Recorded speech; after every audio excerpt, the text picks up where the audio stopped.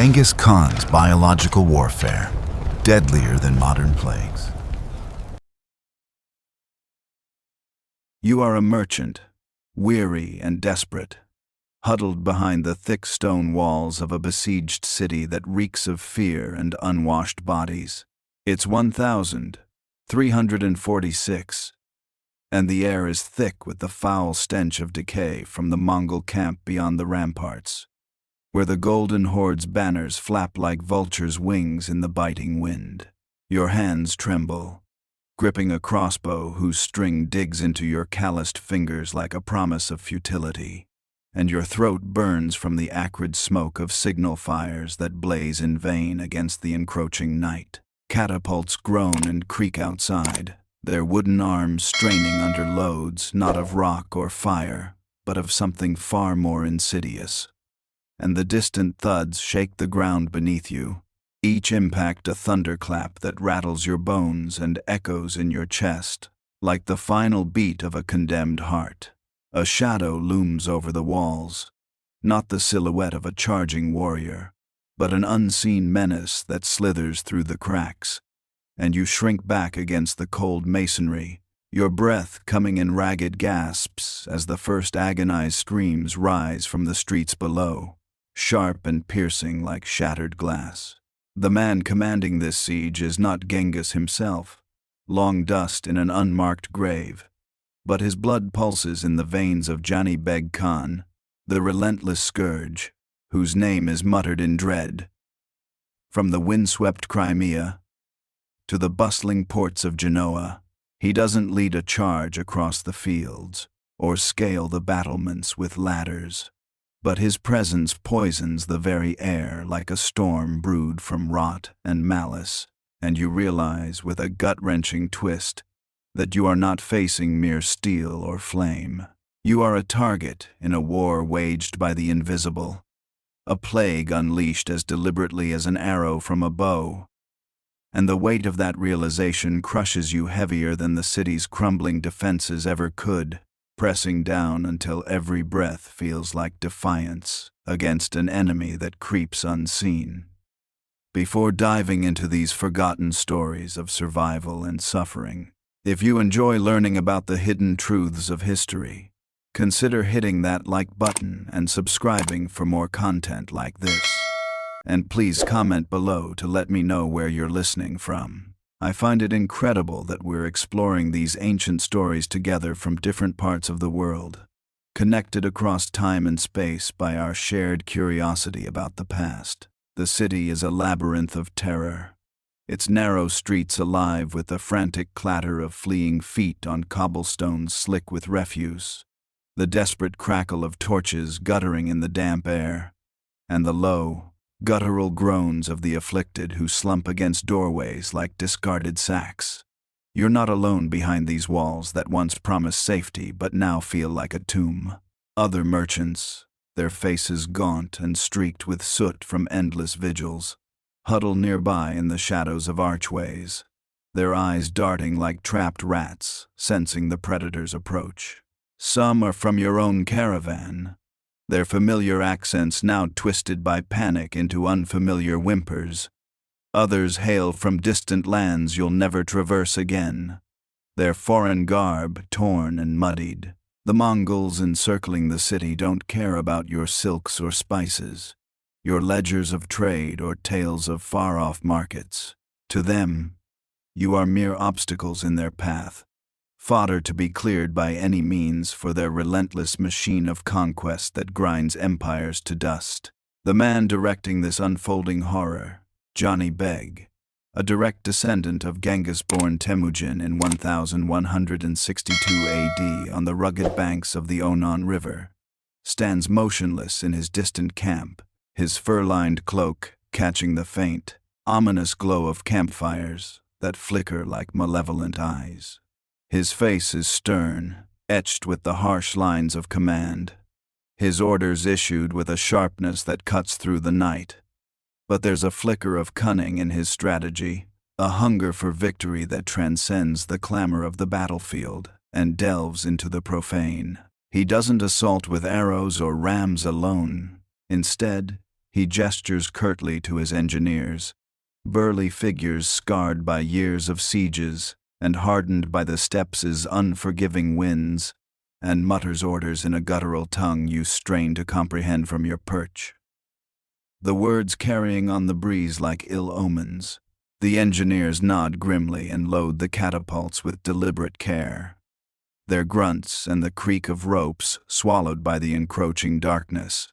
You want to shout warnings to the guards below, to rally the weary defenders with cries of resistance.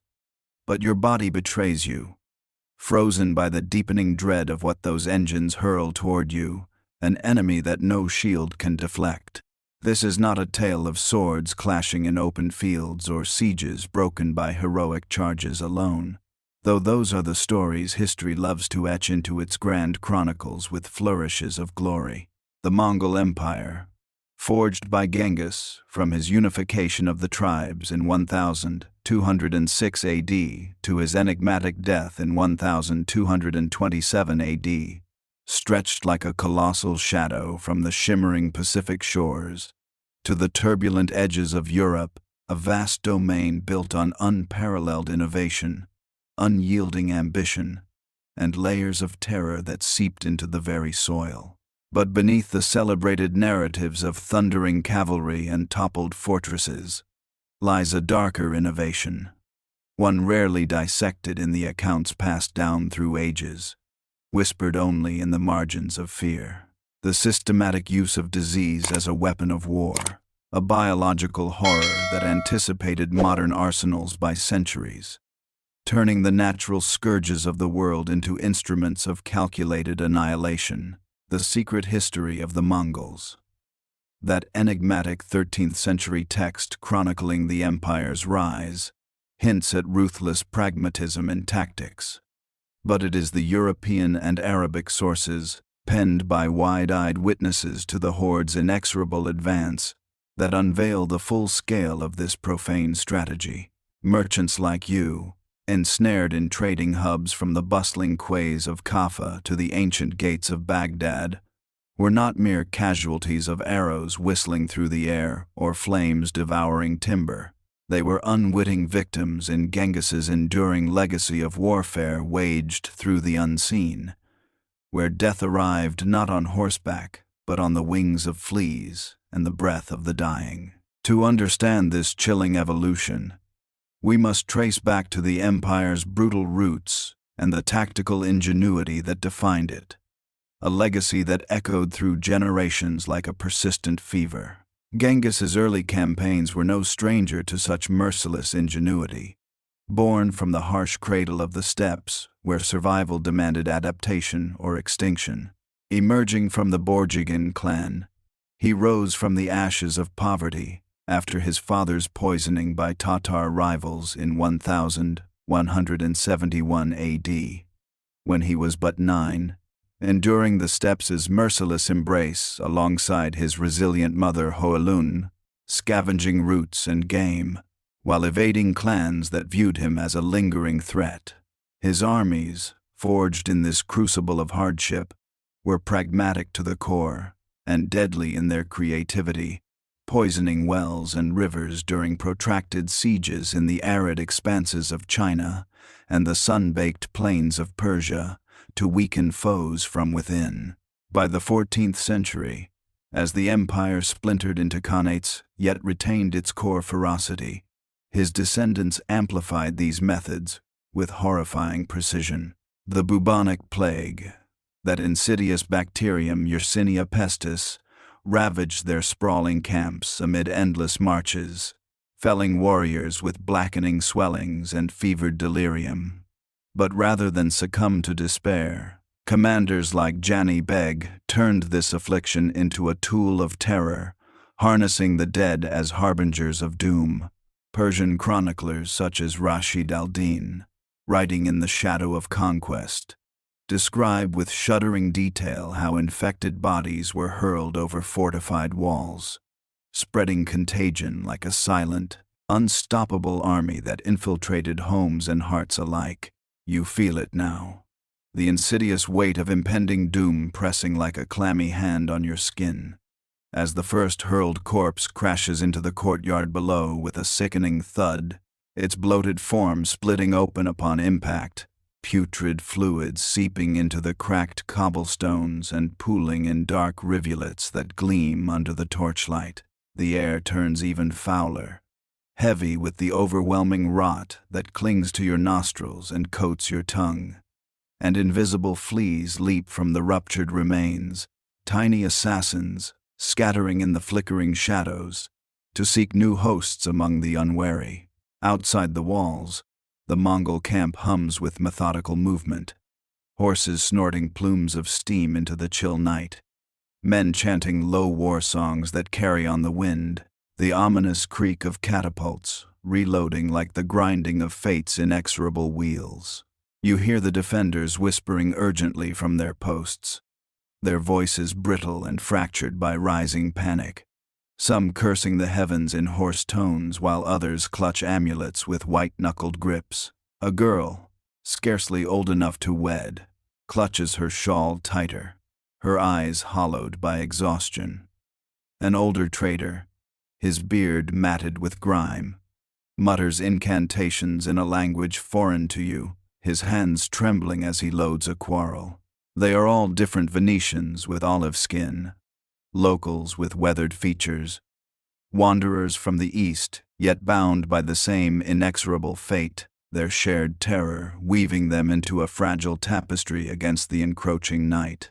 The Mongol system of biological warfare was ruthless, but calculated to a chilling degree, categorizing their profane tactics like a general arrays his troops for maximum devastation.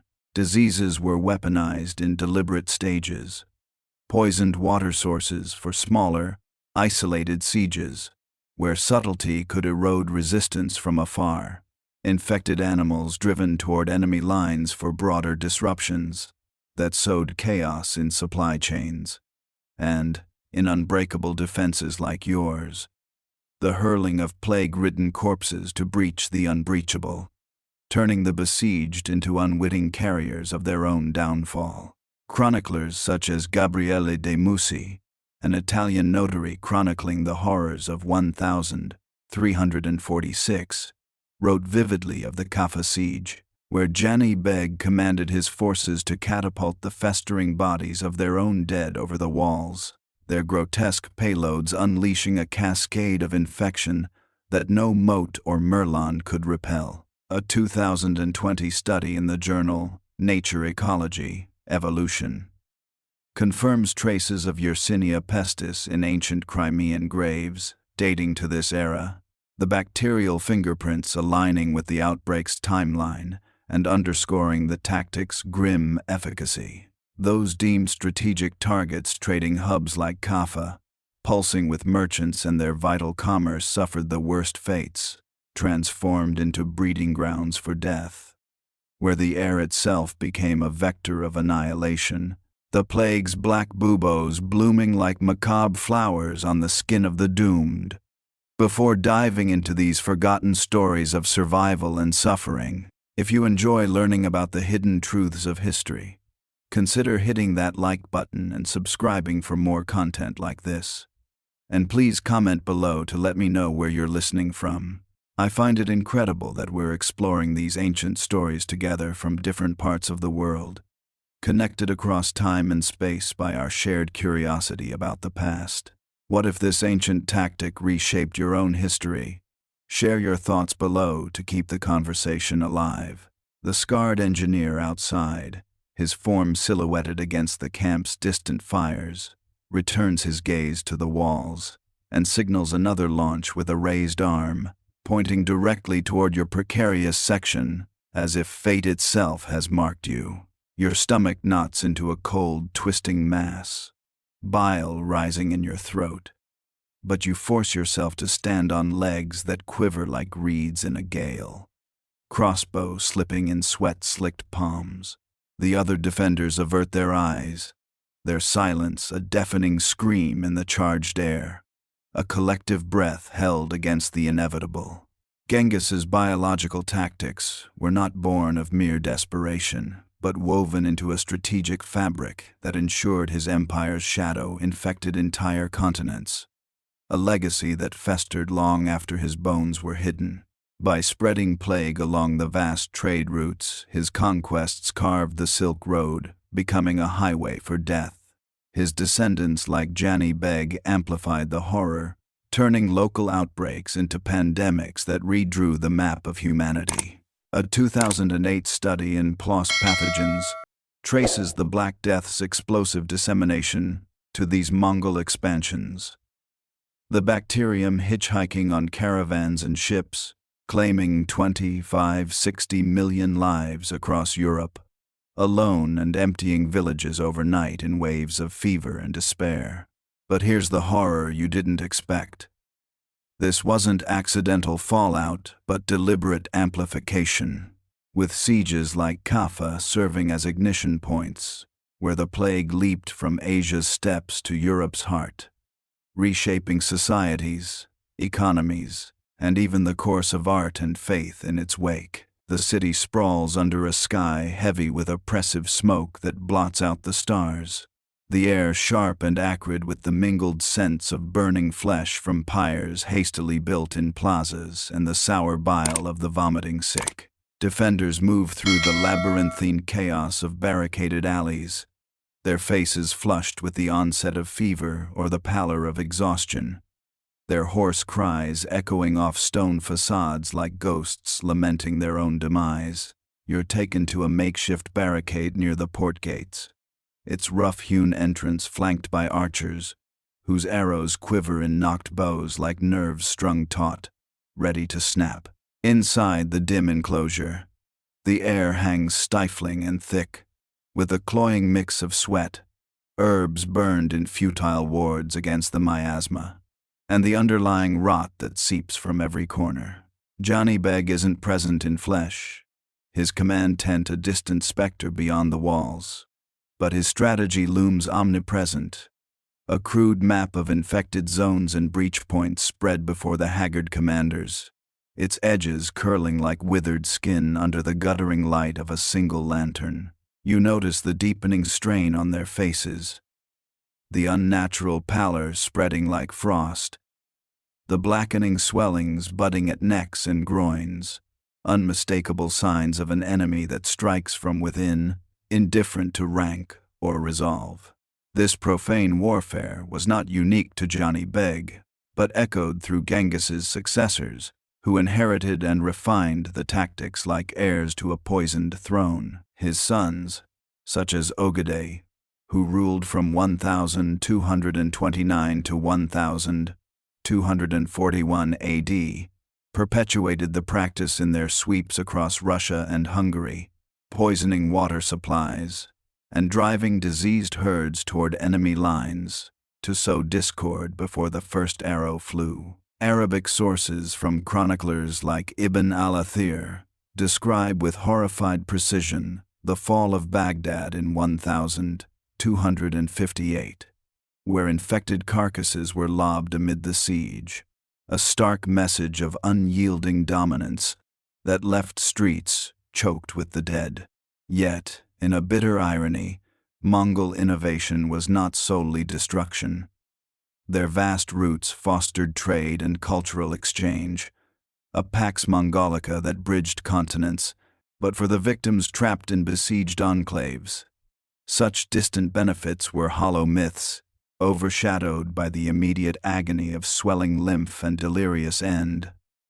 You learn this grim truth as days blur into fevered weeks, the relentless rhythm of the siege imprinting itself on your soul like a brand. You memorize the city's anguished cadence, the pre-dawn wails of the newly stricken piercing the hush, the heavy thud of bodies carted away in shrouded wagons that creak like accusing fingers, the hushed plans and desperate stratagems shared in shadowed alcoves where the air grows thick with conspiracy and despair. You learn to read the plague's capricious moods, its raging fevers softening some victims into babbling resignation, while hardening others into defiant fury at each report of another breach or fallen comrade. You bury your mounting fear deep, Your once thriving caravan routes, now a fading specter in your mind, replaced by the immediate struggle to draw breath untainted. Some defenders adapt faster than you, their resolves sharpening like blades in the forge of adversity. A Genoese trader named Marco, his eyes as keen as a hawk's despite the encroaching shadows, it whispers one night, in the dim glow of a dying ember, about a prior siege, where Mongol envoys were poisoned in a rare twist of retribution, a fragile bond of parley shattered by mutual suspicion. The story serves as a stark warning. Even fleeting alliances crumble under the weight of such terror, and trust is a luxury long forsaken in this hell of waiting death. Yet amid the encroaching despair, there are fleeting flickers of resilience that pierce the gloom like shafts of unexpected light. Near the battered port gates, where the sea's distant roar mocks the city's isolation, a weathered healer approaches with a steaming bowl of herbal broth, her hands steady despite the tremors afflicting so many. Her face is lined with the wear of endless nights tending the doomed, her eyes holding a quiet defiance against the invisible foe. But her gesture, a simple offering of sustenance laced with bitter roots meant to stave off the swelling, feels like a tenuous lifeline thrown across an abyss. She teaches you the telltale signs of infection in hushed tones, her voice calm and measured amid the chaos.